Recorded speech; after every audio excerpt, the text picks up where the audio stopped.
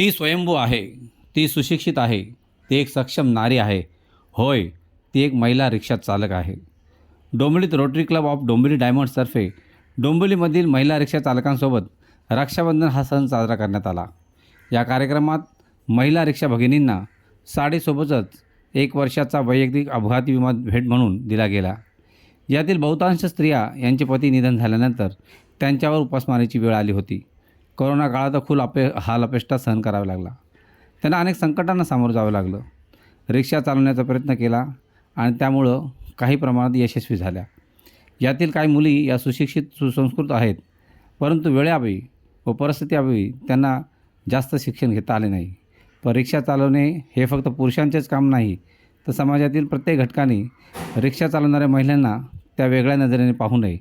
तर रिक्षा चालवणे हा व्यवसाय चांगलाच आहे.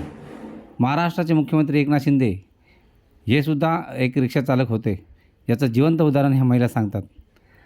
रिक्षा चालवत असताना त्यांना अनेक त्रास होतो, परंतु त्यांना आलेला अनुभव त्या बोलत होत्या आणि त्यांनाही पुरुषांना देणाऱ्या दर्जाप्रमाणेच वागवावे अशी त्यांची इच्छा आहे. संपूर्ण डोंबिवलीमध्ये 18 ते 20 महिला ह्या रिक्षा चालवतात. आपल्या परिवाराचा उदरनिर्वाह या रिक्षावरच करतात, परंतु न डगमगता पुरुषाच्या खांद्याला खांदा लावून त्या रिक्षा चालवतात. सगळ्यात महत्त्वाचं म्हणजे ते कोणत्याही प्रकारचं भाडं नाकारत नाही. रिक्षा ही सेवा आहे हे लक्षात ठेवून त्या सतत मदत करतात. महिला रिक्षा चालकांचा स्वतंत्र रिक्षा स्टँड असावा अशी त्यांची मागणी आहे. याकरता rotary club of Dombivli diamonds ते पूर्ण करण्यासाठी अध्यक्ष नीरज गोखले यांनी प्रयत्न करण्याचे सांगितलं आहे. Bureau report, Dombivli fast. तर त्या हेतूने मी लायसन काढलं होतं. मग परमिट पण निघालं. मग लायसन काढल्यामुळं परमिटही घेतलं आणि 1 वर्ष अशी चालवली. सध्या शाळेत होते मी, नव्हती चालवली, पण नंतर ती कधी ठेवून अशी हे व्हायला लागली. मग म्हटलं चला चालवते. आता मी बाहेर जॉबला होते, तर आम्हाला सुट्टी नाही भेटायची. मग बरं येते नसल्या सुट्टी नाही भेटायची, तर आपण वैतागली होती मी खूप. मग मी एकदा अशी सुट्टी काढून घरी राहिली होती, पण घरी बसून मला कंटाळा आला. ते 4-5 दिवसच मी हात साफ केला आणि रिक्षावरच बसली करते. आणि त्यातून मला म्हणजे खूप असे अनुभव येऊन गेलेले की माणसं पट मागून जायचे, काही बोलायचे. पण पहिली मी पण घाबरली होती.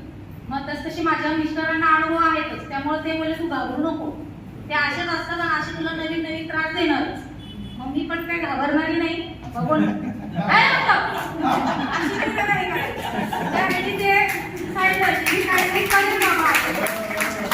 कोणी नव्हतं प्रथम. माझे मिस्टर तिथे असल्यामुळं ते बोलले तू ह्या लाईनीत थांब, इथे तुला कोणाचा त्रास नाही होणार, ओळखीचे आहेत. मी म्हटलं ठीक आहे. मग माझ्यानंतर मी एक माझ्या मैत्रिणी येतात. त्या एक तर नवीनच आहे, तिचे मिस्टर आता जस्ट म्हणजे तिला कसलाच अनुभव नाहीये. ते कोरोनामध्ये ऑफ झाले म्हणून तिची त्यांची रिक्षा होती तर ती बसली. तर ती अशी दिसती यायची. चांगले अनुभव आले, खूप काही वाईट अनुभव आले. पण या अनुभवातून आम्ही एवढं शिकलो की या जगात जर पाय टिकवायचं असेल तर त्या माणसाबरोबर त्या माणसाशी तसंच राहिलं पाहिजे. जसं समोरचा व्यक्ती आपल्याशी बोलतोय, जसं समोरचा व्यक्ती आपल्याशी वागतोय, त्याच अनुसार जर आपण राहिलं तरच आपण आपला टिकाव या क्षेत्रामध्ये लागेल. कारण की असे बरेचसे काही लोक आहेत की जे लेडीज जेव्हा पुढे जातात तेव्हा त्यांना मागे घेतण्यासाठी सुद्धा किंवा त्यांचं आर्थिक नुकसान करण्यासाठी किंवा त्यांना दमदाटी करण्यासाठी सुद्धा पुढे आलेले असतात. तर आमचं एक असं आहे म्हणणं की जर लेडीज पुढे जात आहे तर का लेडीजने पुढे जाऊ नये आणि का जी माणसं आहेत किंवा जे जेंट्स रिक्षा चालक आहेत ते का लेडीजला पुढे जाऊ देत नाही. आमचं असं आहे की आम्ही सर्वांना एकाच खांद्याने बरोबरीने चालायचं इच्छितो. याच्यामध्ये आम्हाला त्या लोकांची सुद्धा साथ असणं खरंच खूप गरजेचं आहे. लोकांनी सर्वांनी इव्हन दॅट माझ्या रिक्षा महिला चालकांनी सुद्धा एक युनिटीमध्ये राहावं. आम्हाला जेंट्स लोकांनी सुद्धा साथ द्यावी हीच आमची सर्वात जास्त अपेक्षा आहे. बस. काय नाव तुमचं? माझं नाव Priyanka Pravin Patil. Rotary club of Dombivli डायमंड्सतर्फे आम्ही आज रक्षाबंधनाचा कार्यक्रम साजरा केला आणि ह्या रक्षाबंधनाचा हा पवित्र आणि खूप चांगला कार्यक्रमात आम्ही महिला रिक्षा चालकांना आम्ही इन्शुरन्स पॉलिसी दिली. 2 लाखाची इन्शुरन्स पॉलिसी दिली, ॲक्सिडेंटल पॉलिसी, आणि त्यांचा साड्या देऊन त्यांचा सत्कार केला, सन्मान केला. कारण ह्या पुरुषांच्या भागीदारीला न दुखावता त्या महिला पुरुषांबरोबर खांद्याला खांदा लावून त्या आता खूप चांगल्या पद्धतीने काम करतायत, आपल्या घरासाठी काम करतायत, त्याबद्दल आम्ही रोटरी क्लब त्यांचं सन्मान. धन्यवाद.